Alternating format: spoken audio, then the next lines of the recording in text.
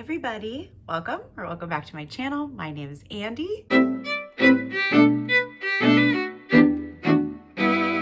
I hope you're doing really well wherever or whenever in the world that you are. May is just around the corner, which can mean only one thing. It's time to talk about my May TBR and play another round of reading roulette. Now, before we get into the fun stuff where we start thinking about and planning for all of my reading in May, I do want to do a quick recap from my April TBR. If you watch the video, you'll know how chaotic my April reading roulette game was.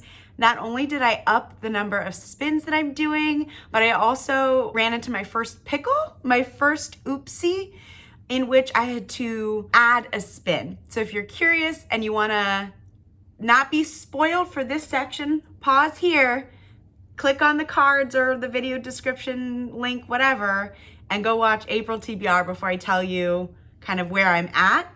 It is currently April 28th. Happy birthday, Jordan. That's my sister. It's her birthday today. Here we go. Quick April recap. Of course, stay tuned for my April wrap up to hear a little bit more in depth about my thoughts, what I liked, what I didn't like, my ratings, etc. Here we're just going to share the books that I checked off. I successfully read. So one of the books that I had to read for a book club, actually, this book has been selected for another book club that I'm in. The meeting for that second book club is actually in May. So I love that for me that I'm already like prepped and ready to go. But that first book was Remarkably Bright Creatures by Shelby Van Pelt. I read that. The second book that I finished right at the very beginning of April, but I think I'd mentioned it in, honestly, maybe March's TBR video. I kind of forget, but I did finally read Jamaica Inn by Daphne du Maurier. I mentioned in my April TBR the book here that I thought was going to be our Broads Who book club pick, but actually we pulled an audible and made a last minute change. We're actually reading Shuggie Bain, not the Bee book. I'm forgetting what it was called. And then my book club for work, we're reading The Great Divide by Cristina Enriquez. And that book club has been pushed to sometime later in May. So I haven't gotten to like those two book club books, the Shuggie Bain or The Great Divide, just because those book club dates got moved. And I didn't want to read the book too far in advance. So I've kind of paused those and will likely come back to them this month in May. As far as the book that I read for the Buzzword Reading Challenge, the buzzwordathon, or whatever it's called, for the month of April, the buzzword theme was nature, and I read Wind and Wildfire by J.D. Evans. This is the prelude book to the Mages of the Wheel series. I'll let you guess my thoughts, or you can check out Goodreads if you're curious, but I did read that. Now, as far as my reading roulette picks go, my math was not mathing last video, so I accidentally added too many spins, too many books, and you know what? We're not going to rehash all the details of where I messed up.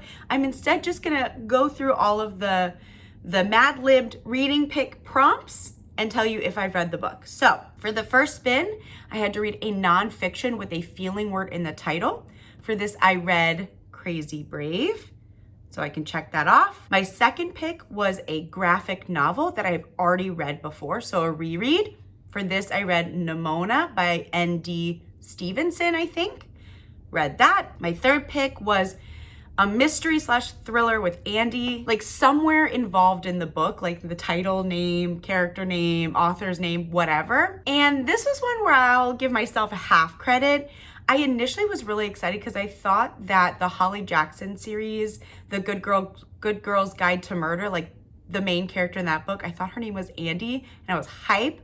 But actually, in the first book, that's the dead girl's name, not the main character's name. And I don't think it carried over into the second book. So I wasn't able to read Good Girl, Bad Blood like I originally thought. So instead, I gave myself a half point, and I ended up reading a romance from an author whose first name was Andy. It was called To Win a Witch's Heart by Andy J. Christopher. And so I read that. So I'll give myself a half point. My fourth pick was poetry by a BIPOC author. I read Counting Descent by Clint Smith. So I got that done. The fifth pick was a contemporary romance that was a sequel in a series. And I decided to read the third book in the Friendship Chronicles by Darby Baham. This book is called London Calling. And so I read that. My sixth pick was a historical fiction by a least favorite author, or an author that hasn't historically been my favorite. And so the historical fiction that I ended up reading was from Heather B. Moore, A Slow March of Light. I think that's what it was called. And I read that. And honestly, in my TBR video, I thought I was just gonna DNF it, and I didn't DNF it. I actually finished it. And then my final pick was a dark romance with a one-word title. And for that, I read Credence by Penelope Douglas.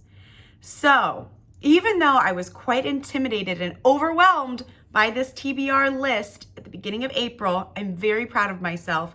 And I would consider this done. I know the mystery thriller with the character Andy, like I ended up reading a romance, not a mystery thriller, but I was really struggling with that one. And so I make the rules. And so I decided that this was gonna be good enough. No punishment, no additional punishment needed. So that was the quick wrap up of last month's TBR reading roulette picks and some of my book club picks and kind of my status as April comes to a close.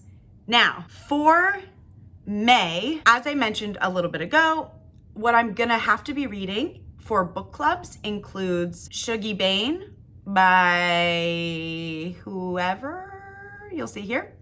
That's for my Broads Who book club. Our book club meeting for that book is on May 12th, so I have to read that in May. I'll read The Great Divide by Christina Enriquez, but we haven't picked a May book club meeting date for that book for my work book club. So I just have a question mark. Like, I think we're gonna read it sometime in May, but I don't actually know that for sure. The book club that I'm in with my best friends from college called Bibliophile Biddies. In April, we read Remarkably Bright Creatures. I think what we're reading in May/June is this book. I'm forgetting it in this moment, and I didn't write it down on my list, so I didn't do my homework very well. But this book is what we're reading, and I think we picked it because there's a TV show or a movie adaptation coming out, so that's always fun. For the buzzwordathon, the buzzword reading challenge for this year, May's buzzword is every. So I'm hoping through my reading roulette picks, I can slide that in somewhere. If not, I'll have to figure out what I'm gonna read for that. I think that's all of my non-reading roulette reading obligations for the month of May, and hopefully they're great. Let's get into reading roulette. If you're new to my channel and aren't quite sure what I mean by reading roulette, I'll post the first reading roulette video that I ever did. I think it was for February this year, 2024, where I'm explaining the premise and the rules a little bit. I think I want to stick to 5 picks. It was a little overwhelming last month, but not too overwhelming.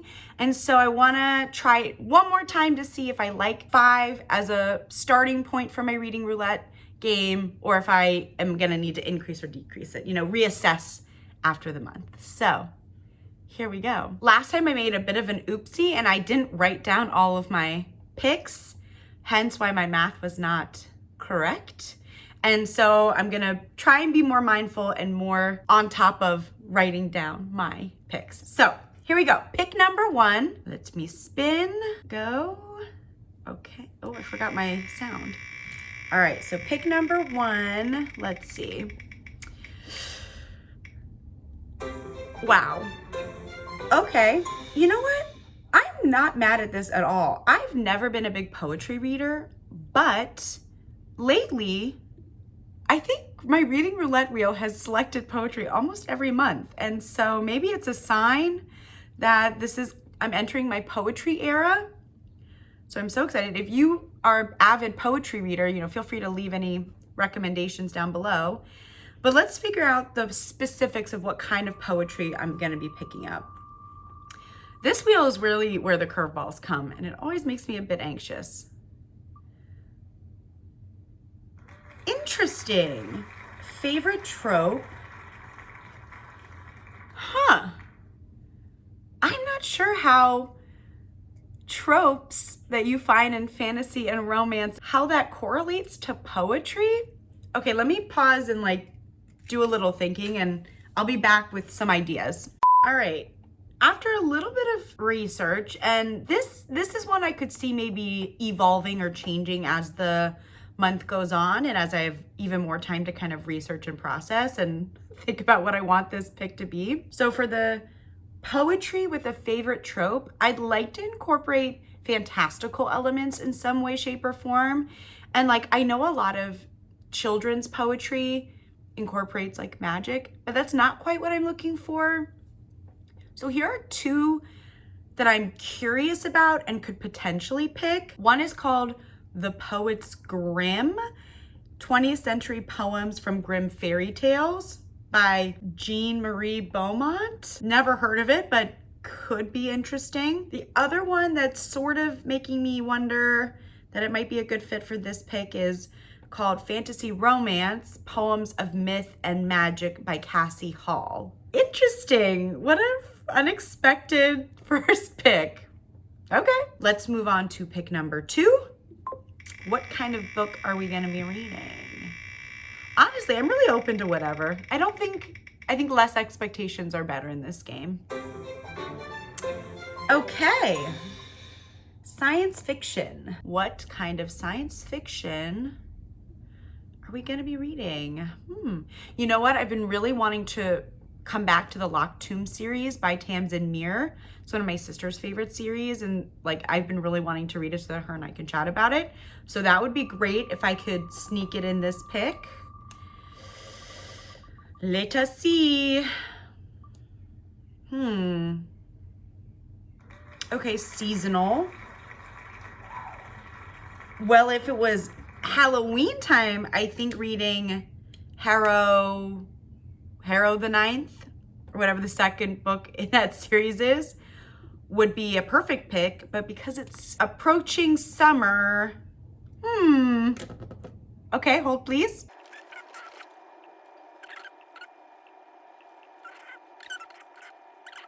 Okay, I think I'll leave it, my research, I could go down a serious rabbit hole, but for time's sake and for my mind's sake, I'll pause my research here. So for my second pick, I selected a science fiction book that is seasonal in some way, shape, or form. The two that are coming to mind for me is I could read Sea of Tranquility. I know nothing about the plot, but people go to the beach during the summer, and so that's my connection there. And similarly, the other book I was thinking of was The Surviving Sky, which seems to be a post-apocalyptic kind of book that is centering around the earth or the jungles or something like that. And that feels like hot weather to me, and that's summary. And we're gonna leave it at that. All right, spin number 3. Okay, let's see. What are we gonna get? I don't know, friends. I don't know. Okay, great. You know what? I love graphic novels for a lot of reasons. And one of them is that they are often not too long. And 2, they're quick read. So I love that for me. So let's see what kind of graphic novel we're gonna be reading. Wow, we got poetry and graphic novels from April and again in May here. Okay, so graphic novel by a BIPOC author. Graphic novel by okay, this feels like an easy one to solidify a little bit. Maybe, we'll see. I've not consumed any manga, I don't think. So I could pick up an like the first volume in a manga, like could try One Piece, or honestly, maybe Sailor Moon. I loved that show as a kid. I'd love to read some of like the original manga stuff. This is one that wasn't on my radar, but the premise I'm intrigued by. It's called Bingo Love. It's written by T. Franklin, but this looks like a queer romance graphic novel about these 2 women who were kind of forced apart by their families and come back together later in life. So I think it's centering older adults. Interesting. So maybe that could be one I pick up. One that I've already read but highly recommend is Good Talk by Mira Jacob. We read that for my book club at work a few years ago, and it was great. It's a memoir, but it's also in graphic novel style. It was so fascinating. I could read Parable of the Sower. I read that for my Broadtooth book club. We read the novel. I could read the graphic novel version. Okay, that's like a good place to start. So I've got a few ideas. Maybe I could pick up a manga. I could pick up Bingo Love. I could pick up maybe Parable Parable of the Sower by Octavia E. Butler. Some things to think about. We'll have to see what I decide. All right, diving into my fourth pick. This has been, this is an eclectic list I've got going on. Okay, a classic. I don't read a lot of classics.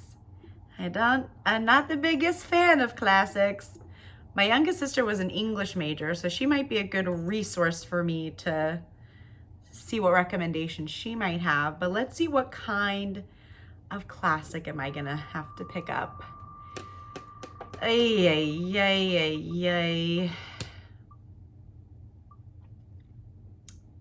Interesting. Okay, so a classic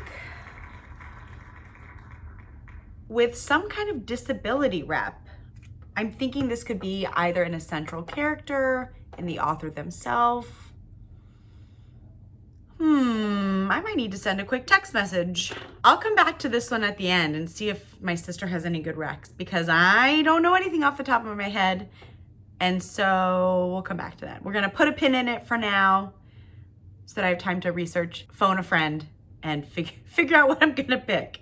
Okay, for our fifth and final spin, deep breath. None of these reading roulette prompts are fitting books that I were already wanting to read, which I'm not mad about. Like, sometimes through reading roulette pick, you can really uncover a gem, but oh man. Okay, that's the fun and beauty of a game like this, I guess. Another poetry collection. Okay. I'm gonna read a lot of poetry this year. It's already more poetry than I think I've read in the last 5 years combined. But let's see what kind of poetry we're gonna be reading. I think for myself, if I pick favorite trope again in the second randomizer wheel, I think I'm just gonna let it do a second spin. No punishment or anything, just like spin again, just for some variety, okay? All right, let's see. What are we gonna get here? What kind of poetry, part 2, are we gonna be reading? I probably should remove these as I pick them now that I'm thinking out loud, but I've never done that. Okay, with the LGBTQIA+ author. Okay, great. I really feel like I have a lot of variety here. One poetry collection that I've heard of but haven't read yet is If They Come For Us by Fatima Asghar. And it's a collection of poetry that's focused on the lived experience of being a young Pakistani Muslim woman in America, kind of like through her exploration of identity and finding belonging. I think that could be a really interesting collection to pick up. Something I mentioned in April's poetry TBR pick is Time is a Mother by Ocean Vuong. I could also pick that up. I didn't read it in April, so I could read it in May. I love Clint Smith as he's like a spoken word poet, and I feel like I heard about this collection as well because I think the author is also like a spoken word poet. Black Girl Call Home. I'm forgetting the author, but I'll put, of course, the image up here. I think this collection is focusing on the intersectionality of race and feminism and queer identity and like all of those things. Let me check their pronouns. Jasmine Mans is the author. I think she goes by she, her pronouns. But yeah, could be an interesting read or listen if the audio is available. Okay, yeah, that's a good starting point for a list of some poetry collections I could read that center an LGBTQIA authorial voice and representation. Okay. Wow, what an interesting reading roulette pick. None of these are at all in my reading comfort zone. So I both love that and am a bit intimidated by that. So let's go through the picks really quickly to summarize.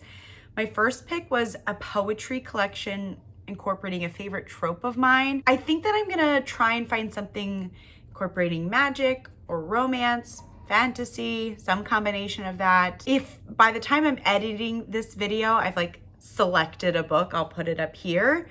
If not, you'll just have to stay tuned to the wrap up to see what we pick. The second selection was a science fiction book that is seasonal, and we are in spring, summer here in the United States. So the couple that I picked were more like beach nature themed, because to me, that represents summer and spring, you know, growth, plants. I don't know. It's a little bit of a stretch. My third pick was a graphic novel by a BIPOC author. And there was a few that I was thinking of. Honestly, me reading a manga is like really appealing to me right now. So I think that might be the direction that I go. But again, I love reading roulette because as the month progresses, if I change my mind and pick up something different, as long as it fits the prompt, like that's still a win. My fourth pick was a classic with some kind of disability representation. I texted my sister because she was an English major and might have a little more insight into what some good books or books that I might like that fit this prompt. And I haven't heard back from her in this moment of filming. So again, if I've thought of something by the time I'm ready to edit and publish this video, I'll include that cover here. And then finally, I got another pick around poetry, this time by an LGBTQIA plus author. And there was like 5 or 6 that I was thinking about. So of course, if I narrowed down my focus a little bit, and this is the one that I'm thinking of. So, wow, a very interesting reading roulette. Nothing in my comfort zone. You know what? I'm really gonna stretch my reading brain a little bit this month, which I'm looking forward to. I don't think any of the books that I've picked have mentioned the buzzwordathon. So let me really quickly come back to that and look through my Goodreads want to read list to see if something pops up for that. I could read Every Summer After by Carly Fortune. I haven't read this, which I feel like is kind of off-brand. My brother's fiance really likes this book, and like, I think it's a series. She likes this series. So I could read that. I could read Lock Every Door by Riley Sager. I think that's a mystery thriller. Those might be the only 2 books on my Goodreads TBR list that have every in the title. Let's do a broader Goodreads search because neither one is particularly sparking my interest in this moment. Those might be my 2 best bets right now. Nothing else is really speaking to me. So, okay, maybe for the buzzword prompt for May, I'll read the Riley Sager book or the Carly Fortune book. We shall see. So anyways, woof! I feel like I need to stretch or go on a run to release some of my anxious energy. Anxious excited, anxious nervous, anxious overwhelmed. You know what? I need that energy. That will spur my reading for May. What am I gonna get into? Maybe I'll find some pleasant surprises, some new favorites. I'll uncover some new, I don't know, favorite authors. Maybe I'll become a classics girly. I don't know. I appreciate you guys for being here, sticking with me as I play my reading roulette game. If you want to support my channel, consider liking, subscribing, hitting the bell thing so you know when I post videos. I try and post every week, sometimes twice a week when I'm feeling creative and productive. But that's all I got for you guys today. I hope you all have had a wonderful April reading and are looking forward to creating your own TBRs for May. Let me know what some of the books are that you're thinking of picking up for May. I want to know what they're gonna be. And yeah, if you made it to the end, go ahead and leave a big sun emoji because it's sunshiny today. It's gonna be it's gonna be a squatcha this week. It's gonna be in the 90s. I'm a little nervous. But anyways, thank you guys so much for watching, and I'll see you in the next video soon. Bye.